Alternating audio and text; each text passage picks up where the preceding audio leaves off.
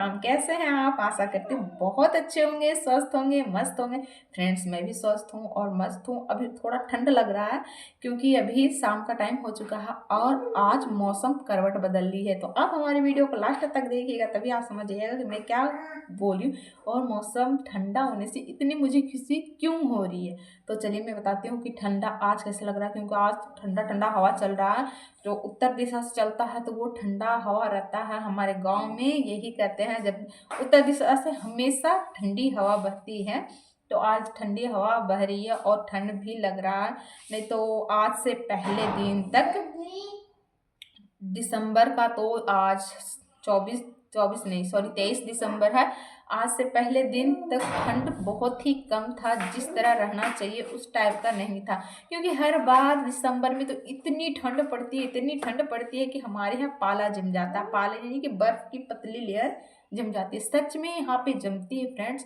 तो इस बार उस तरह का ठंड नहीं पड़ा है ना। तो अभी कोहरे आए हैं, कोहरे को यहाँ पे धूर कहते हैं फ्रेंड्स। अभी तक धूर नहीं आया है, तो न धूर आता है तभी किसानों का अच्छा फसल होता है। तो फ्रेंड्स, अभी क्या बताएं, इतना गुस्सा आ रहा है, गुस्सा करके भी क्या करेंगे फ्रेंड्स। गलती तो हमारी है। जैसे कि हम प्रकृति के साथ छेड़छाड़ करते हैं तो प्रकृति तो उसका असर दिखाती ही है। तो जैसे कि प्रकृति का अपना असर ये दिखा रही है कि इन दिनों में धूल आना चाहिए, कोहरे आना चाहिए थे, ठंड बहुत ज़्यादा पड़ना चाहिए था, तभी किसान का फसल सही होता है। फ्रेंड्स, ठंड नहीं पड़ने के कारण हमारा गेहूँ इतना बड़ा बड़ा है, इतना बड़ा बड़ा है फ्रेंड्स, इतना। और उसमें दंगी निकालने लगा है। गेहूँ मूल रूप में आना शुरू कर दिया है, छोटा छोटा है और दंगी काट रहा है, बाल निकाल रहा है। तो फ्रेंड्स, इस तरह अगर होगा तो हमारी उम्मीद का क्या होगा। हम इस उम्मीद के साथ फसल लगाते हैं, सोचते हैं कि हमारा खाने का अनाज हो जाएगा और पशुओं के लिए चारा हो जाएगा। इसी उम्मीद से पशु भी पालते हैं कि चलो देखिए, हम लोग पहले अनाज के लिए लगाते हैं फसल, अनाज भी हो जाएगा, चारा भी हो जाएगा पशुओं के लिए। और चारे से जो हमारे जानवर खाते हैं, उससे जो हमें गोबर प्राप्त होता है वो हमारे खेतों में फिर डालते हैं फ्रेंड्स। इसीलिए हम पशु भी पालते हैं, अपने फायदे के लिए पालते हैं। तो ना तो अनाज होगा, ना तो चारा होगा, तो हम क्या करेंगे, कैसे रहेंगे फ्रेंड्स।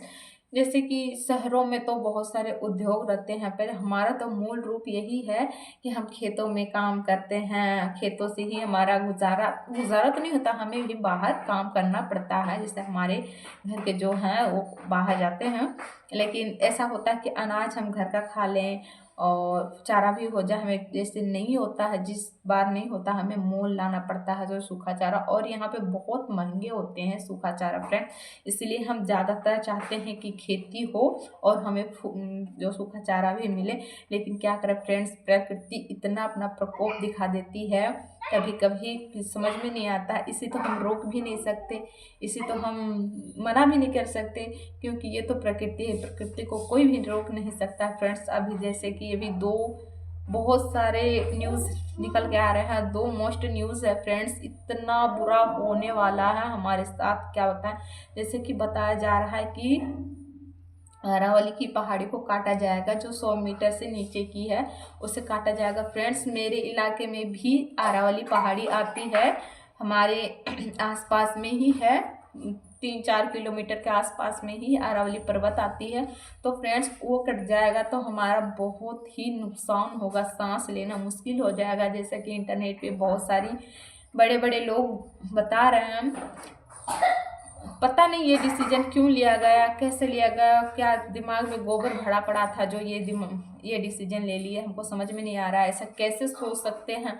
वो हमारी कितनी पुरानी पहाड़ी है, उसको काट देंगे तो क्या होगा, समझ में नहीं आ रहा फ्रेंड्स। और दूसरा है जो हमारे हिंदू भाई के साथ हुआ बांग्लादेश में, तो ये नहीं होना चाहिए था फ्रेंड्स। सभी लोग एक हो जाओ फ्रेंड, मैं हाथ जोड़कर रिक्वेस्ट करती हूँ कि सभी लोग एक हो जाओ। जातियों में मत बंटो, भाषाओं में मत बंटो फ्रेंड्स। तो आप लोग एक हो जाइए और अपनी सुरक्षा कीजिए, नहीं तो हमारा हाल भी वही होगा जो उसका हुआ। तो उसको न्याय मिले, मैं यही चाहती हूँ उसको न्याय मिले और सब एकजुट होकर उसको न्याय दिलाएं। तो फ्रेंड्स, यही चाहती हूँ कि इन दोनों को भी सही न्याय मिले। मुझे नहीं लगता है कि उस लड़के के साथ भी जो हमारे हिंदू भाई को जलाया गया वो सही था, वो नहीं होना चाहिए था। और ये जो डिसीजन लिया गया है पर्वत का, वो भी मतलब जोरों शोरों से विरोध किया जाए और उसे रोका जाए, ताकि हमारा आगे वाला पीढ़ी खुशहाल हो। जैसे अभी है, हमें सांस मुफ्त में मिलती है, लेकिन उसके कटने के बाद शायद हम भी रेगिस्तान में बदल जाएंगे। ऐसे तो मैं राजस्थान में हुई, लेकिन वो एरिया अलग है जो मरुस्थल है, और यहाँ पे बहुत ही अच्छा है, हरा भरा है। लेकिन वो समय दूर नहीं जो ये भी रेगिस्तान में बदल जाए। इसीलिए हाथ जोड़ के रिक्वेस्ट करती हूँ कि आप लोग इसे रोकिए। ये बहुत बड़ा अन्याय हो रहा है हमारे साथ, हमारे सभी हिंदुस्तानियों के साथ बहुत बड़ा अन्याय हो रहा है, तो इसे रोकिए फ्रेंड्स। तो फ्रेंड्स, आज के लिए बस इतना ही। मिलते हैं नेक्स्ट ब्लॉग में। आज का ब्लॉग आपको कैसा लगा? अगर अच्छा लगता है तो लाइक करें, शेयर करें, सब्सक्राइब करें, और हमारे पर्वतमाला को बचाएं, आरावली को बचाएं, और हमारे हिंदू भाई को न्याय दिलाएं। प्यारे से कमेंट करके बताएं।